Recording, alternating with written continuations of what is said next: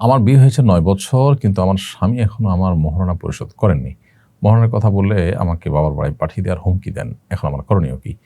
আ ১ম কথা হলো যে মহারণা স্বামী যদি না পরিশোধ করে থাকেন তিনি আ এবং টালবাহানা করে থাকেন, তিনি আল্লাহর কাছে অপরাধী হিসেবে বিবেচিত হবেন।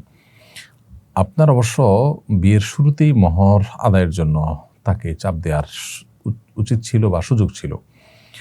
বিয়ের শুরুতেই যদি আপনি চাপ দিতেন এবং মহর পরিশোধ করতে তাকে বাধ্য করতেন, তখন শরিয়ার দৃষ্টিকোণ থেকে আপনি মহর পরিশোধ হওয়ার আগ পর্যন্ত তাকে আ উম স্বামী হিসেবে অ্যাক্সেস দেওয়া বা তার কাছে যাওয়া বা তাকে আসতে দেওয়া, এগুলো থেকে আপনি বিরত থাকতে পারতেন বা এগুলো থেকে বাধা দিতে পারতেন।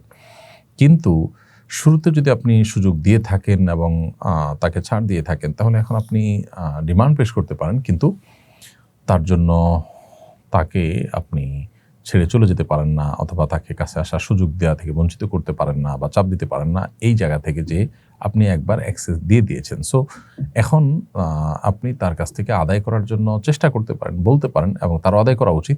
যদি সে আদায় না করে, কিয়ামতের ময়দানে আপনি পাবেন সন্দেহাতীতভাবে। আর আ যেহেতু সে আ মহার টাকা চাইলে আপনার প্রতি অবিচারের কথা বলে এবং অন্যায় আচরণ করে, সেহেতু আপনি যদি না চান এবং চুপচাপ থাকেন, তাতে আপনার তো গুনাহ হবেই না, বরং এটি আপনার প্রাপ্য হিসাবে মরণের আগ পর্যন্ত আপনাকে এটি দিতে হবে। এমনকি মৃত্যু হয়ে গেলেও এ এটি আপনার পাওনা হিসাবে তার কাছে থাকবে। সো আপনি সবর করবেন এরকম পরিস্থিতিতে, যদি মনে হয় যে আপনার সংসার ভাঙার উপক্রম অথবা আপনার প্রতি জুলুম করবে এরকম মনে হয়। কিন্তু সে সর্বাবস্থায় গুনাহগার এবং অপরাধী।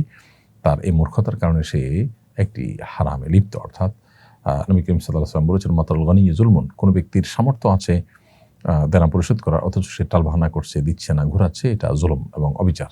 এখানে সে অবিচার করছে। আপনি সবর করবেন। আল্লাহ তাআলা আপনাকে সবরের মেয়াদ দিবেন ইনশাআল্লাহ তাআলা।